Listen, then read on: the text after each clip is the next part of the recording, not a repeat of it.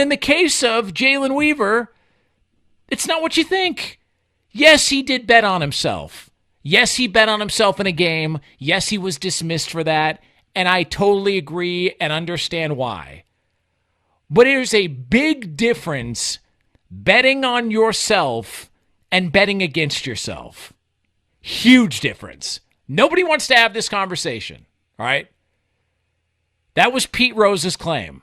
Never bet against my team. And nobody wants to have that discussion. They don't. But there is a real difference between the two. And I can understand why, yeah, but you can't let any of it be involved in the sport. Okay, except for the fact that it kind of already is. I'm sorry. Like, we can't sit here and do promos for DraftKings and gambling sites and all that stuff and expect that nobody actually involved who's being bet on is going to maybe kick the tires on some of that. I'm sorry. I know you can't say that out loud, but come on.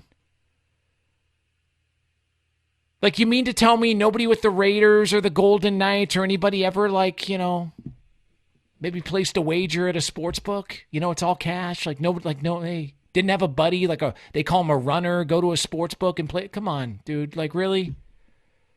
Let's not be naive about it. And let's also be totally honest about this. Huge difference between the two. There's a big difference between betting against yourself and betting on yourself. And I get why they got rid of Jalen Weaver. I totally understand. But in this case, where he says, hey, it's not what you think, he's right. It's not. But the problem is, these conversations make people feel uncomfortable. And they don't know how to have them.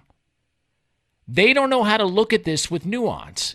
They just throw a blanket over it and say, no, throw them over into the ocean. Forget it. No. Got to get rid of them all. Okay. But when you actually take a step back and you think about it logically, it's a clear difference between the two. Unfortunately, at this stage, nobody's ready to have that conversation.